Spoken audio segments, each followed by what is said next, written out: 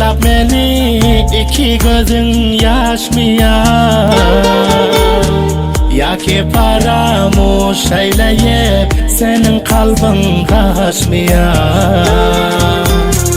Gittin göçüp ara açıp ne dip yörün bilemiyor. Yaki senem menin yani gam bilen sırdaşmıyor. Bir vefa yar hem sötüm ger dimene dilbarem yok. Sen gitsenem terk etsenem başka ne göz gören yok.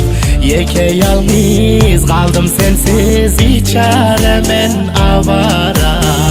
Ne dip yörsem nire varsam dilim takat deren yok.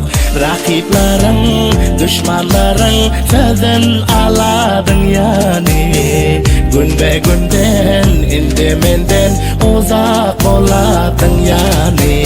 Haber yok hiç boldu köp geç ayra düşüp gidenin. Mensiz yaşabilecek deltin ya da öladın yani.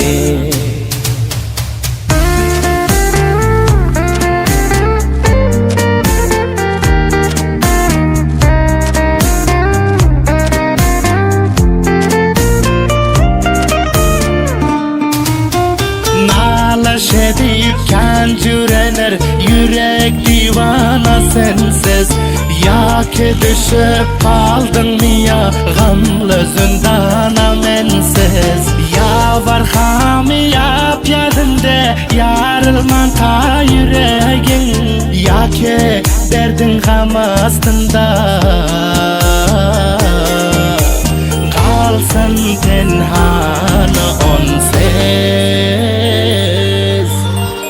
Aşıkımıl ayrılsa dil yürek takat verer mi?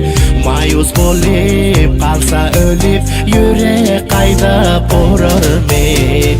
Abdülhakim rahimidir söyleşen melamat mi?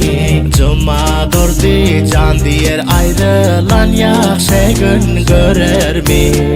Rakiplerin, düşmanların sözün aladın yani. Gün be günden indi menden uzak oladın yani.